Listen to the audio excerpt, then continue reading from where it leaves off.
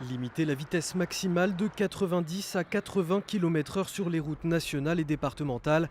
La mesure n'est pas pour plaire aux automobilistes. Pour moi, c'est une question de sous. Après voilà, moi, ça change rien pour moi, hein, je roule au-dessus. Si c'est d'un point de vue strictement sécuritaire, je pense pas que ça apporte effectivement grand-chose. Ça fera juste plus de PV. Pourtant, selon le Conseil national de la sécurité routière, cette mesure pourrait permettre d'épargner plusieurs centaines de vies chaque année. 2/3 des morts ont lieu sur ces routes à double sens. Les experts ont calculé que s'il y avait une baisse de 10 km/h, la vitesse moyenne baisserait en fonction de ces 10 km/h et que l'on pourrait sauver 450 vies.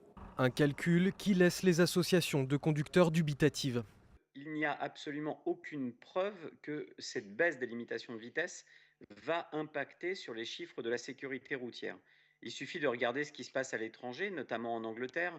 Les limitations de vitesse, c'est 97 km/h sur les réseaux secondaires et il y a pourtant 50% d'accidents en moins. Le Conseil national de la sécurité routière livrera son rapport le 16 mai prochain au gouvernement. Les premières expérimentations pourraient commencer dès cet été.